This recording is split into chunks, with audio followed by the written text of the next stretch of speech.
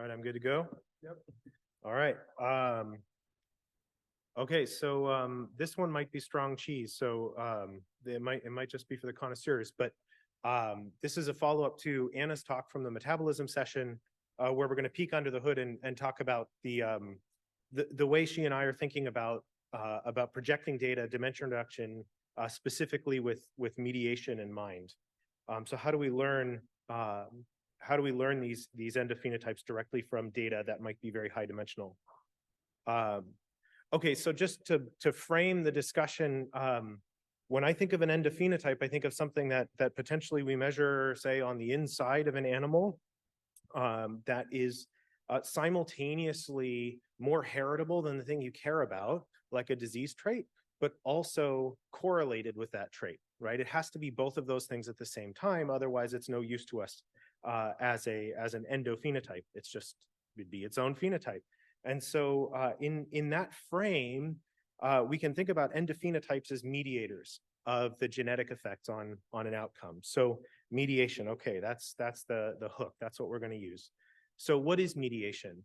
As we heard from Will Valdar just a few minutes ago, funny joke, Matt. He's not here to defend himself, but that's the joke. What is mediation? So, oh my goodness. You're supposed to turn off your computer every once in a while. Jax yells at me when I don't. It's been like 3 months. So what is mediation? So suppose we've measured 3 variables. An input variable X, think genetics, an output variable Y, think your favorite trait, and some variable M that we think is a mediator. Well, we can codify our notion of mediation in a set of what are called structural equations. And in the simple framework I'm going to show here, these are just linear equations. So your mediator is some function of your input. Your outcome is a function of the mediator. But once you know the value, oops, I didn't say that yet. It's almost like I wrote these yesterday. So once you know the value of the mediator, X doesn't matter anymore. The only way that X influences Y is through that mediator variable. So that's math that encodes what we mean when we say something is a mediator. And in fact, what that does in terms of the covariance structure of the data that we actually measure is that it imposes constraints. So in general, if I measure 3 variables and I call them X, M, and Y, and I compute a covariance matrix, I'll get some numbers. I'll get a correlation of X and Y and so on. But in fact, if the mediation hypothesis is true, then there's a significant constraint on the covariance matrix, namely that the correlation of X and Y is actually the product of the correlation of X and M times the correlation of M and Y. And so that's the definition of, in this case, perfect mediation. And Will Valdar can tell you when you can find perfect mediation. It's a really nice paper. I wish he had presented it. Go find it. So what that means is, if you know the value of the mediator, then also knowing the value of X won't help you predict Y.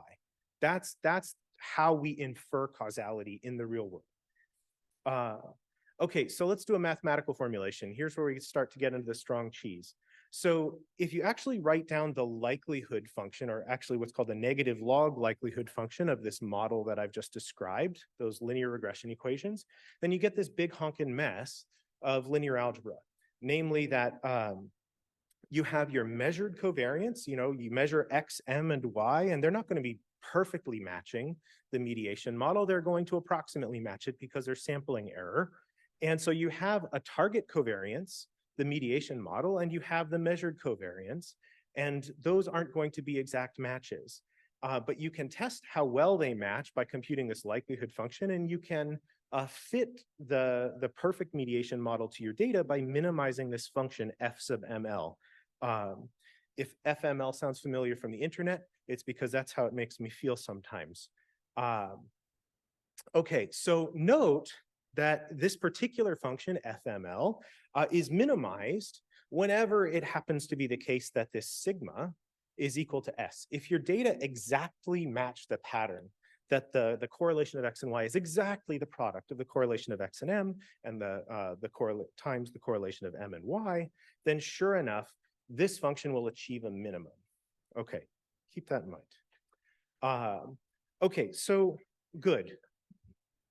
Oh, good, yes. Yes, the internet has spoken. Merci, Amelie. Indeed. So if we want to extend this idea, so I've just described what you do if you actually measure a thing X and a thing M and a thing Y. And that's been used extensively by Gary and Will and others when you're talking about, for example, one marker, a nearby encoded transcript in a corresponding protein. And so you can fit that mediation model, and you can do goodness of fit tests, and you can do hypothesis testing.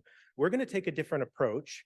And in particular, we're going to try to synthesize variables from high dimensional data that match that pattern as close as we can get. And so this is very much like something like principal components analysis or canonical correlation analysis, where you have high dimensional data. You want to combine those data into a single variable that maximizes something.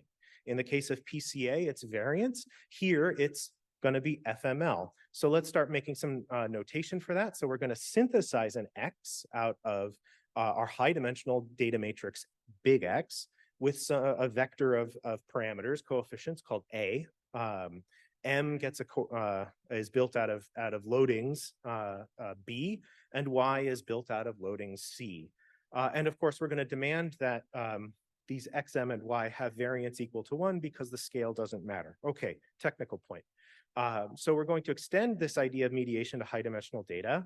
And what we're going to do now is notice that this S matrix, the quote unquote measured covariance, now is a function of those loading vectors, right? So FML is not just a function of alpha and beta, the regression coefficients. It's also a function of those loading vectors A, B, and C. And in particular, this S matrix is now a big complex combination of correlation coefficients among all the different views of the data. But in particular, the covariance depends on the loadings. So what we're going to do is we are going to adjust the loadings to minimize FML, right? We all want to minimize FML. Okay, so there's kind of a standard yoga that we all do when we have a big complicated problem like this. We have two sets of parameters. We've got the alpha beta parameters, we got the ABC parameters. And what we're going to do is we're just going to iterate between the two. We're going to find the best ABCs we can find to start off. We'll fit some alpha betas, go back to the ABCs, go back to the alpha betas, and so on. This is almost certainly a variant of something called the EM algorithm. For those of you, again, who are the connoisseurs in the audience, I haven't proven that yet, but I'm nearly certain that that's true. It certainly is inspired by the EM algorithm. Okay, so if I have fixed A, B, and C, right? If I've projected the data to some scores, it's easy to optimize alpha and beta. They're just regression coefficients. Nailed it.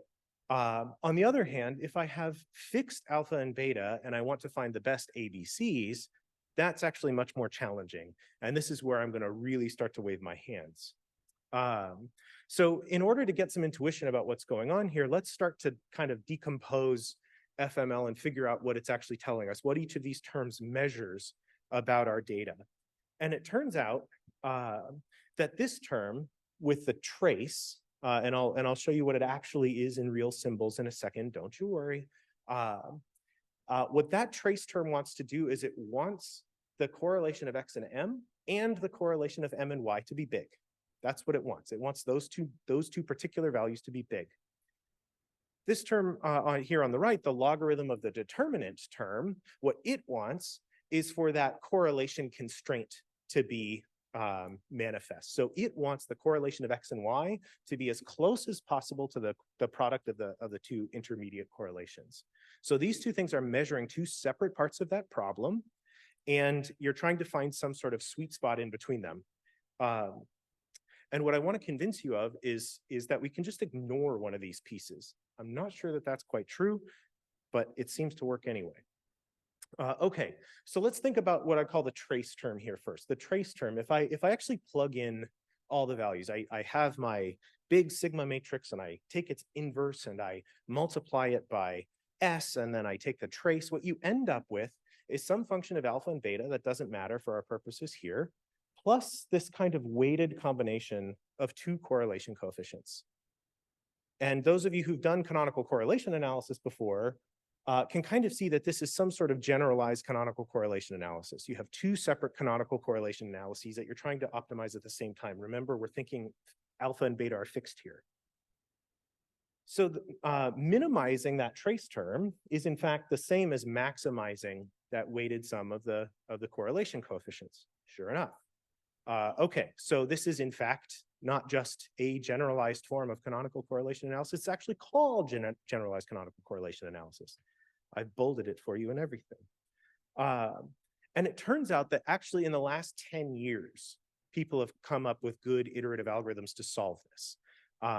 CCA was solved, canonical correlation analysis was solved almost 100 years ago. This one, it sort of defied efforts until recently, and a group, I believe they're all in France, but Arthur Tenenhouse, it seems to be the name that's on all of the papers. Arthur Tenenhouse was able to crack it, and it has put out some good, strong R packages that do this nice and fast, all the bells and whistles that you need. I won't go into details here, but the key point is that this has been solved. So at least we have some way of getting some purchase on the trace term. Okay, so aside, canonical correlation analysis actually is a really interesting thing in the context of quantitative genetics. There was a nice paper about 7 years ago by Mittoroker and Jim Chevrud and Mihaela Pavlichev, and they argue in the setting where you only have two data sets, maybe you have a bunch of phenotypes and you've got a bunch of genetic markers. If you ask the question, how do I make out of my phenotypes the most heritable thing I could possibly make out of this set of phenotypes? It turns out it's just plain old CCA. And you know, this is actually a beautiful paper in genetics. I highly recommend it. But the problem with CCA is that it's really easy to overfit. And so I think that's part of the reason this hasn't been taken up as kind of a general purpose strategy. So what we can see now when we look at this trace term is that this correlation coefficient, if we think of X as our genotype matrix and M as whatever our endophenotype representatives are, is that first term there really is the heritability of the endophenotype. And the second term is the correlation of the endophenotype to the outcome.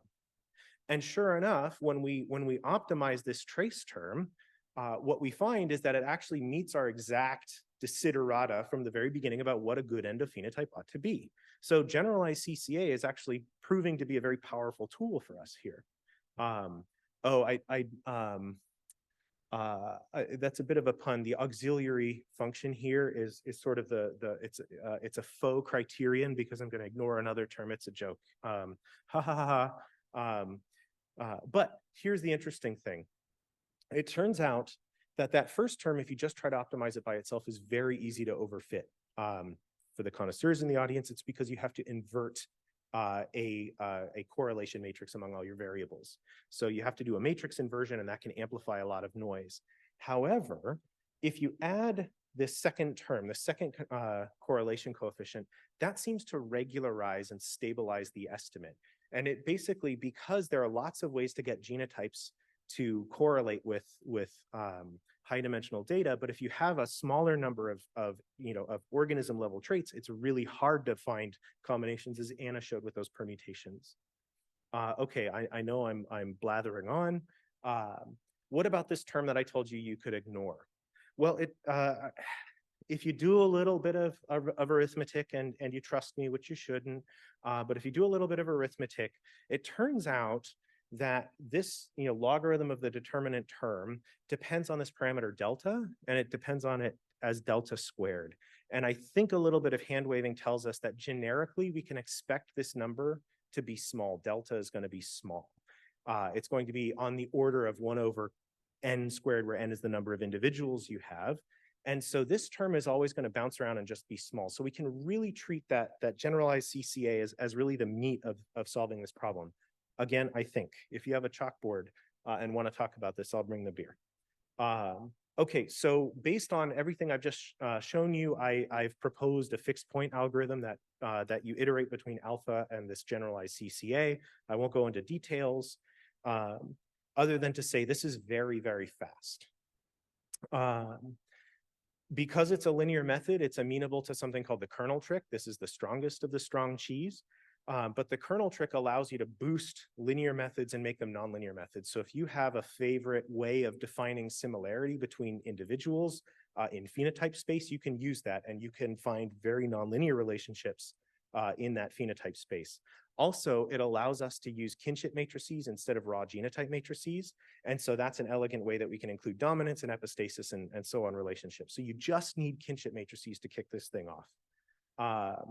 Okay, so conclusions. We've developed a modified generalized canonical correlation algorithm that approximates this likelihood-based approach to high-dimensional mediation analysis. It naturally extends to nonlinear models with the kernel trick. Obviously, I need to I don't know how one unwaves, but I need to unwave my hands about this logarithm of the determinant term. Empirically, it looks pretty good. I'm obsessed with this problem. It has really effed ML. And so I think I'll probably be back here next year with either a modified or a brand new algorithm on this. But in particular, I think this extends to multiple mediators. If you have a bunch of data and you want to find some big complicated network of mediators, I think that actually can work. And I'd like to thank the people who listen to me talk about this. As Jason said, you know, Bar Harbor is a beautiful place to be profoundly confused, and I would be happy to take any questions or sit in the corner.